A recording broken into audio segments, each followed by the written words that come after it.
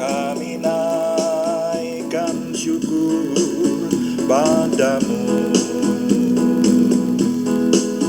Kami naikkan syukur padamu. Syukurkan kasih-Mu yang mulia. Kami naikkan syukur kepadamu. Kami menaikkan syukur padamu Tuhan. Kami memuji, membesarkan nama-Mu. Kami tinggikan dalam seluruh hidup kami ini. Biarlah kami mempersembahkan korban syukur, yaitu ucapan bibir yang memuliakan nama-Mu.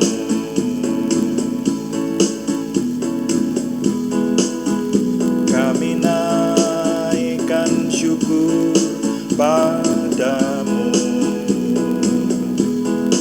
Kami naikkan syukur padamu. Syukurkan kasih-Mu yang mulia. Kami naikkan syukur padamu. Kami naikkan syukur padamu.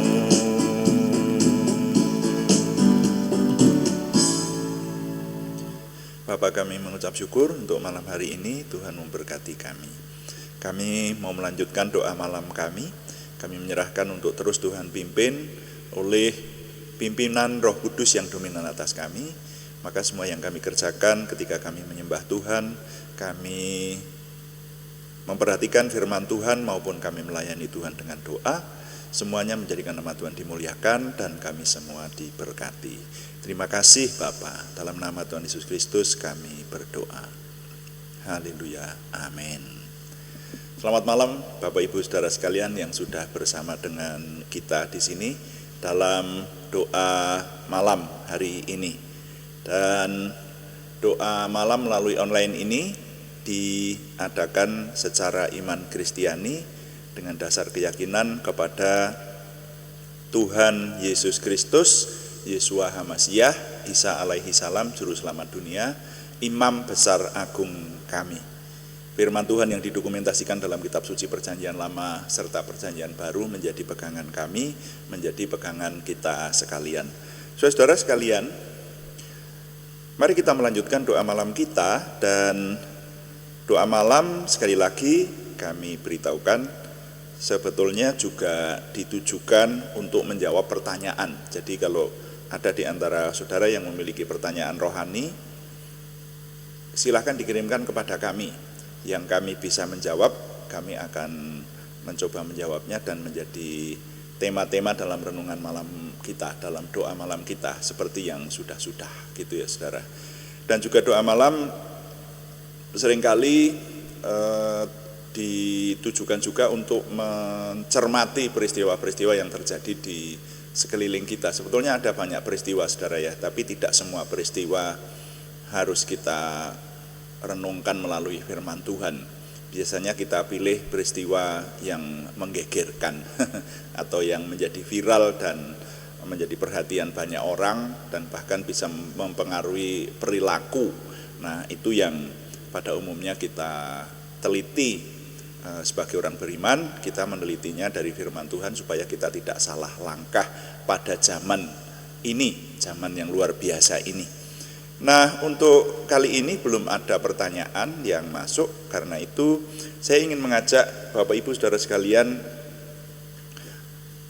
merenungkan firman Tuhan dengan renungan singkat, judulnya "Yang berbahagia adalah yang berduka cita." Loh, ini judul yang bertolak belakang.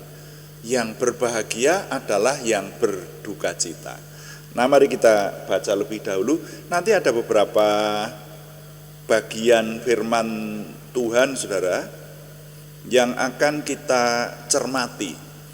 Dan mendasarinya kita ingin merenungkan lebih dahulu ucapan Tuhan Yesus, yaitu dalam khotbah di bukit. Ya, dalam khotbah di bukit di Matius pasal yang kelima ayat yang keempat.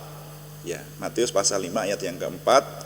Ini ucapan bahagia. Ini ada berbagai macam yang disebutkan kebahagiaan seperti itu. Nah, pada ayat 4 bunyinya, saya baca untuk kita sekalian. Berbahagialah orang yang berduka cita, karena mereka akan dihibur. Berbahagialah orang yang berduka cita, karena mereka akan dihibur. Mari kita bandingkan dengan terjemahan versi mudah dibaca. Ya. Di sana dituliskan begini bunyinya. Betapa bahagianya orang yang tahu bahwa mereka mempunyai ayat 4, maaf, salah baca saya. Ayat 4, saudara ya.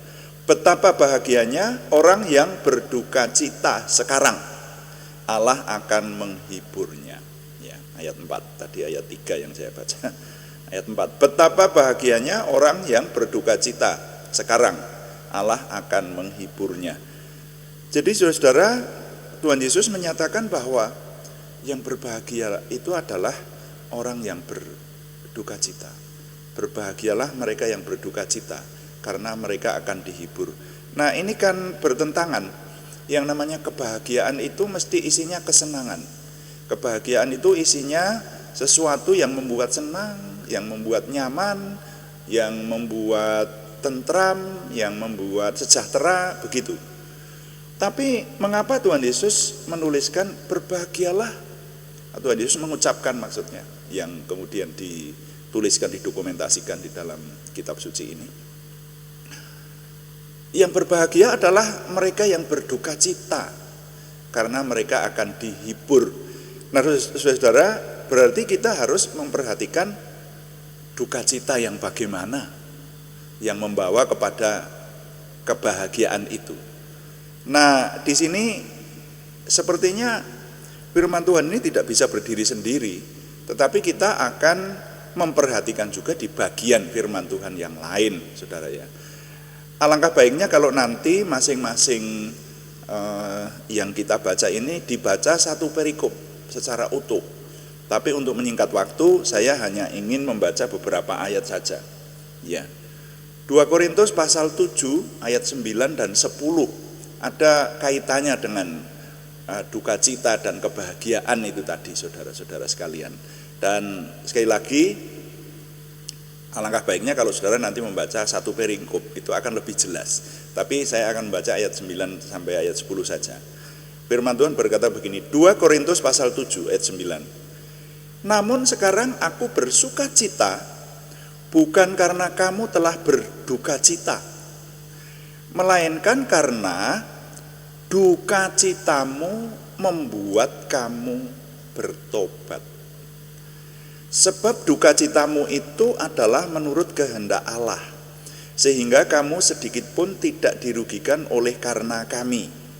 Sebab duka cita menurut kehendak Allah menghasilkan pertobatan yang membawa keselamatan dan yang tidak akan disesalkan. Tetapi duka cita yang dari dunia ini menghasilkan kematian. Nah, wah, ini harus kita renungkan ini. Duka cita itu apa sih?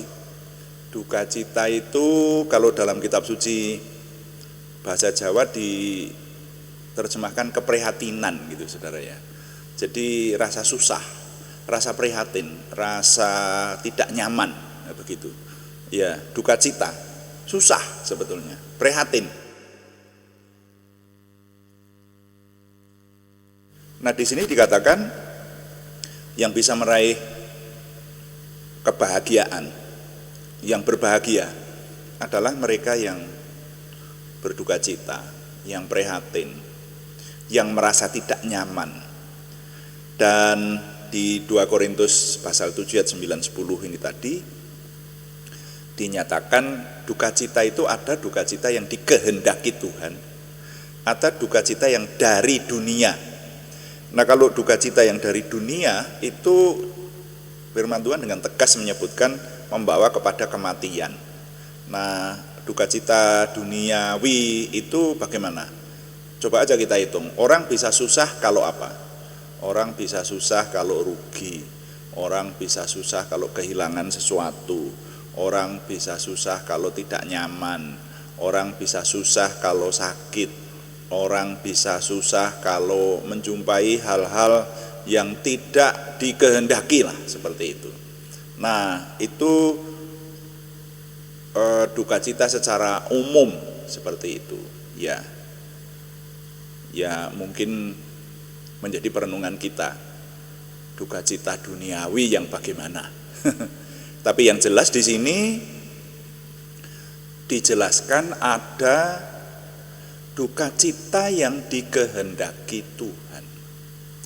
Duka cita yang dikehendaki Tuhan itu adalah duka cita yang membawa kepada pertobatan. Sampai di sini saya kemudian teringat di kalangan pergaulan rohani saya, pergaulan di antara teman-teman yang memperhatikan hal-hal yang rohani, itu ada istilah yang disebut kegelisahan yang kudus. Seperti itu. Nah, sering kita mendoakan orang. Jadi kalau ada orang berdosa, orang hidup dalam dosa dan diingatkan tidak mau, seperti itu, terus didoakan. Karena sampai detik ini saya mengalami, saudara ya, ada orang-orang yang memiliki keluarga yang nekat. Dia sendiri orang baik, orang yang memiliki takut akan Tuhan, ibadahnya baik, pokoknya orang baiklah. Tapi memiliki orang-orang dekat atau keluarga yang tidak mau bertobat, bahkan membela kesalahannya. Dan dia terus membuat kesalahan itu di hadapan Tuhan. Jadi istilah tepatnya hidup dalam dosa dan membela dosanya itu dan tidak mau bertobat, seperti itu. Nah, lalu kita sering mendoakan, Tuhan berikan kepada orang seperti itu kegelisahan yang kudus, ya. Gitu, saudara ya.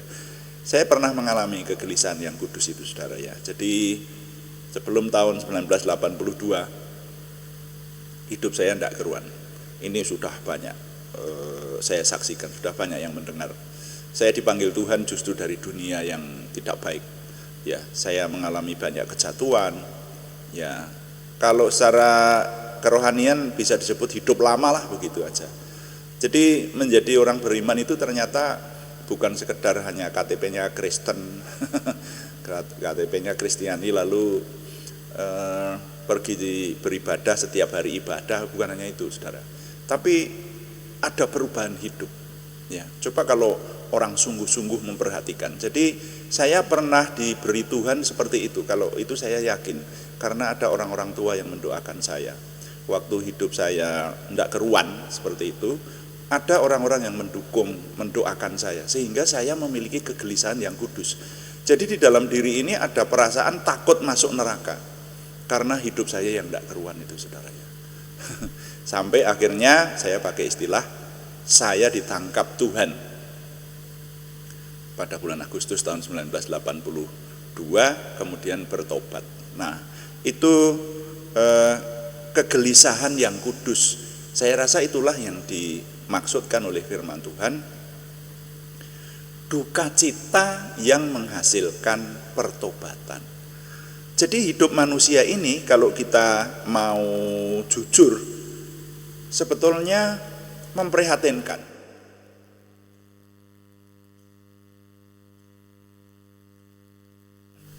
Kalau orang merenungkan kehidupan yang sesungguhnya dari manusia,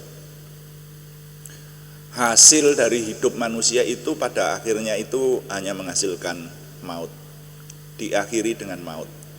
Apapun usaha manusia, bekerja, membanting tulang, mengumpulkan harta benda, ya, tapi semuanya itu ditinggalkan. Jadi pada akhirnya hidup itu diakhiri dengan kesudahan hidup itu sendiri. Dan pertanyaannya, sesudah kesudahan hidup itu kemana?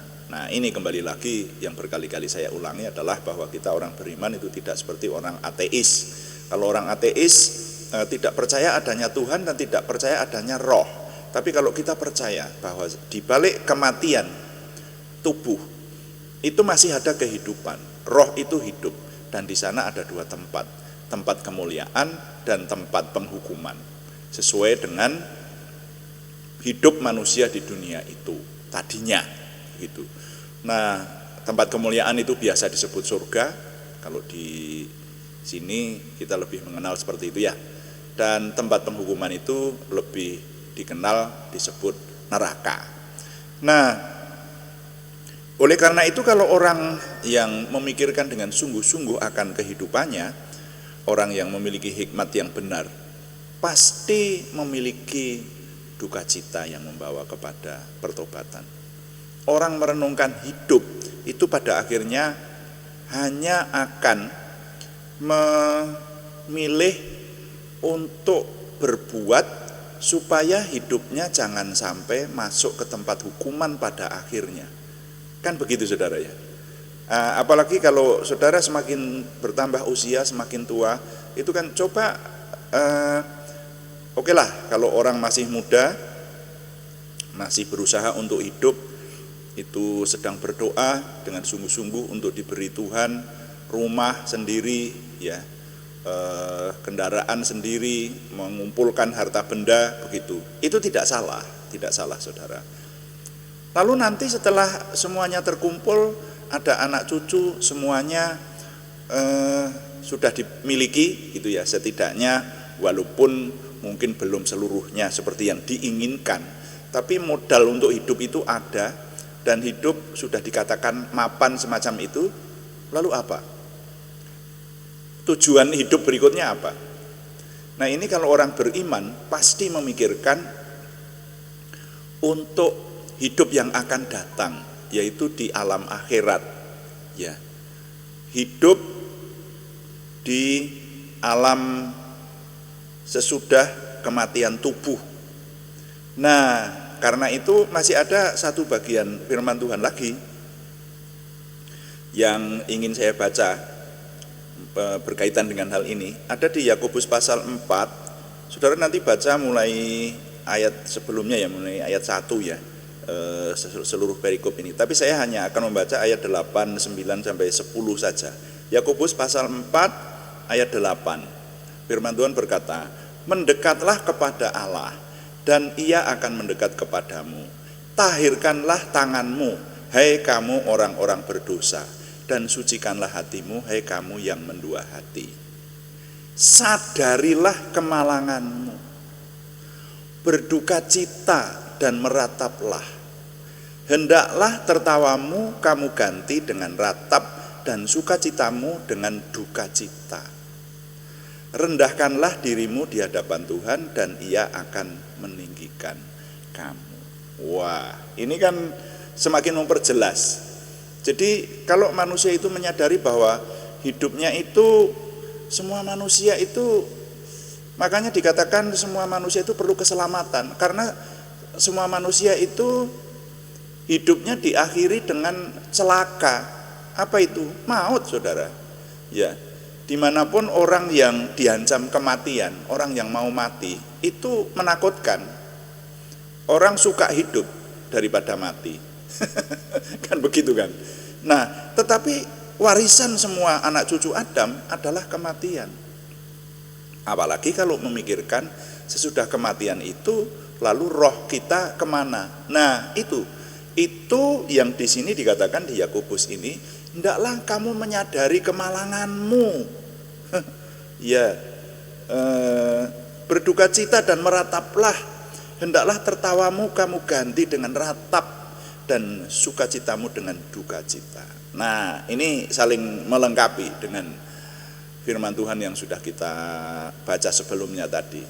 Ya, hendaklah tertawamu kamu ganti, hendaklah tertawamu kamu ganti dengan ratap, dan sukacitamu dengan duka cita. Nah, duka cita apa? Duka cita yang menghasilkan pertobatan. Itu loh. Makanya Tuhan Yesus berkata, yang berbahagia adalah mereka yang berduka cita, karena mereka akan dihiburkan oleh Tuhan. Nah itu loh. Dalam hal ini adalah duka cita yang menghasilkan pertobatan. Lalu ayat terakhir yang kita baca, rendahkanlah dirimu di hadapan Tuhan dan Ia akan meninggikan kamu. Bukankah ini satu urutan yang pas banget untuk menjadi perenungan kita? Rendahkanlah dirimu di hadapan Tuhan dan Ia akan meninggikan kamu. Orang-orang yang tidak memiliki duka cita yang membawa kepada pertobatan, itu orang yang tidak rendah hati. Umumnya orang-orang yang melakukan dosa dan membela dosanya itu di hadapan semua orang, bahkan di hadapan Tuhan. Ada orang yang berdosa itu saja masih menuntut Tuhan. Tuhan belum memberkati saya kok. Makanya ya melanjutkan dosanya. Loh, dikira Tuhan itu apa? Tuhan itu pembantu kita apa? Gitu. Tuhan itu raja yang harus disembah dan Tuhan punya aturan. Di mana ada Tuhan, di situ ada hukum, ada aturan. Orang-orang yang tidak memperhatikan hukum adalah orang-orang yang tidak ada di pihak Tuhan. Tentu saja seperti itu. Nah, jadi saudara, dengan perenungan ini, yang berbahagia adalah yang berduka cita. Sekarang ketemu masalahnya, bukan berlawanan ini, tetapi duka cita yang bagaimana, yang bisa menghasilkan kebahagiaan. Nilai yang dapat saya ketengahkan dari perenungan ini adalah bunyinya demikian. Yang meraih kebahagiaan sejati adalah manusia yang mampu bersedih karena menyadari akan kelemahan dan kekurangannya di hadapan Tuhan. Itu kesimpulan saya, saudara ya, atau nilai yang dapat saya ketengahkan buat kita sekalian. Saya ulangi, yang meraih kebahagiaan sejati adalah manusia yang mampu bersedih karena menyadari akan kelemahan dan kekurangannya di hadapan Tuhan. Nah, tentu saja bukan hanya bersedih, tapi kemudian menghasilkan pertobatan tadi. Jadi berusaha untuk meraih kebahagiaan sejati itu. Yang meraih kebahagiaan sejati adalah manusia yang mampu bersedih karena menyadari akan kelemahan dan kekurangannya di hadapan Tuhan. Tuhan dipuji. Amin. Mari kita mempersembahkan doa kita. Kita melayani Tuhan dengan doa. Dan saudara sekalian, kita akan berdoa syafaat juga, termasuk mendoakan saudara yang harus kita naikkan dalam doa, nama-nama mereka yang membutuhkan doa kita, dan mereka mengirimkan kepada kami dan tim di sini untuk didukung dalam doa, terutama mereka yang membutuhkan kesembuhan dari Tuhan. Katakan lebih dahulu, kuduskan hati kami untuk kami dapat berdoa.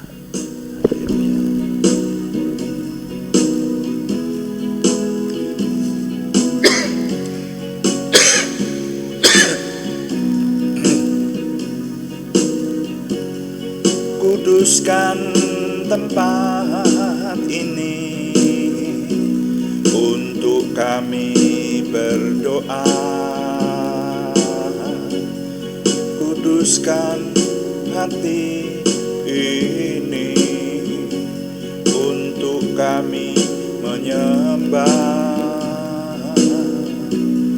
Biar segala perkara ku serahkan padamu, Yesus, dan Roh Kudus bekerja membimbing kami semua. Kuduskan tempat ini untuk kami berdoa. Kuduskan hati ini sembah, biar segala perkara ku serahkan padamu, Yesus, dan Roh Kudus bekerja membimbing kami semua.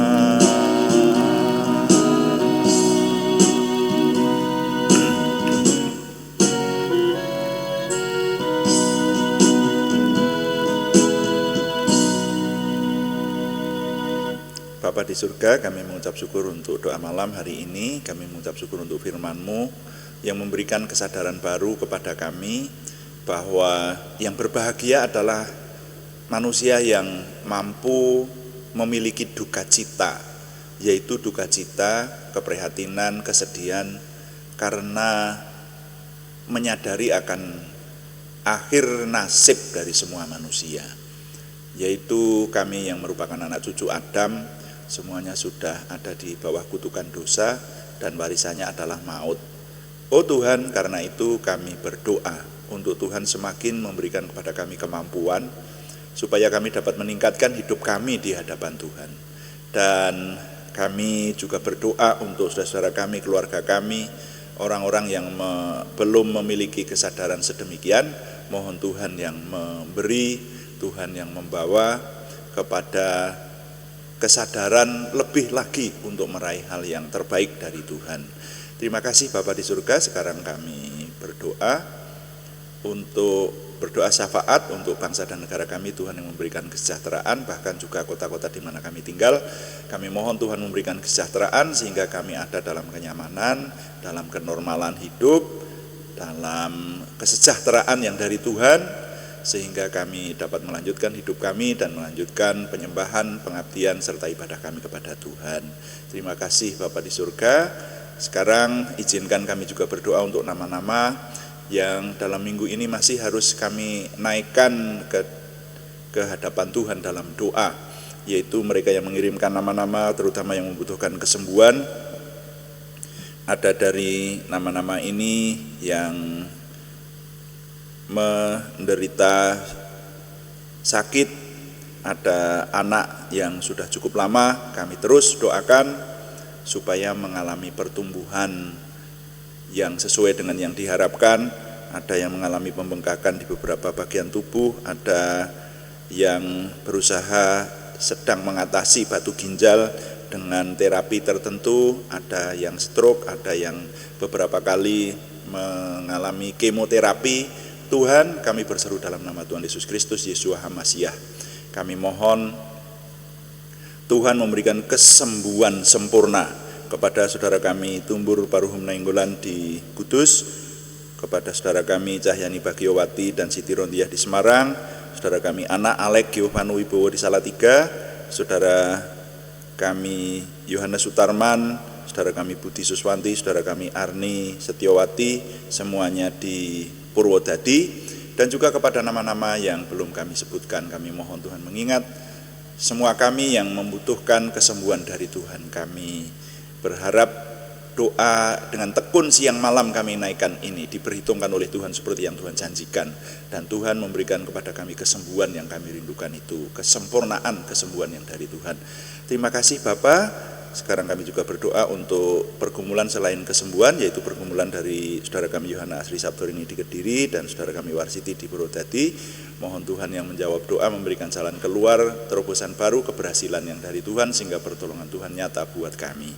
Kami mengucap syukur setiap hari kami boleh menyelesaikan pekerjaan kami, baik pekerjaan keseharian maupun pekerjaan pelayanan on-site maupun online. Kami menyerahkan Tuhan yang memberikan kepada kami kemampuan untuk menghasilkan prestasi yang terbaik, prestasi yang sempurna, menuju kepada kesempurnaan Tuhan sendiri. Terima kasih Bapa, kami mengucap syukur setiap hari dengan ini. Tuhan memberikan kepada kami kemampuan untuk semakin memiliki pengenalan akan Tuhan, percaya diri bersama Tuhan, antusiasme, optimisme, semangat dan bergairah menyambut masa depan kami untuk menang bersama dengan Tuhan. Terima kasih, kami mohon Tuhan yang menyempurnakan doa kami oleh pertolongan dan pimpinan Roh Kudus. karena semuanya kami persembahkan dengan mantap percaya dalam nama Tuhan Yesus Kristus Juru Selamat kami. Haleluya. Amin. Demikian doa malam hari ini saudara-saudara sekalian, dan kami tetap mengingatkan bahwa doa malam dilaksanakan setiap hari Senin sampai Sabtu pada jam 6 atau jam 18 waktu Indonesia Barat. Juga ada doa pagi, yaitu pada hari-hari yang sama setiap jam 5 pagi. Yang doa pagi temanya berbeda, yaitu membaca kitab suci dari Kejadian pasal 1 ayat 1 sampai akan kita selesaikan khatam seluruhnya. Makanya yang setia mengikuti doa pagi akan bersama-sama dengan kami menyelesaikan perenungan seluruh isi kitab suci. Itu doa dan usaha kita, saudara ya. Puji Tuhan, setiap hari kita diberi kesempatan untuk mengawali hari dengan merasakan kehadiran Tuhan di tengah kita. Puji Tuhan. Dan terima kasih kepada semua yang sudah mendukung pelayanan ini. Kami tetap mengharapkan dukungan Anda, setidaknya dukungan doa. Juga terima kasih yang belum memberikan subscribe, berkenan memberikan subscribe, like, komen, dan share, bagikan kepada teman-teman lain sehingga lebih banyak lagi yang diberkati bersama dengan kita. Selamat malam, Tuhan memberkati. Amin.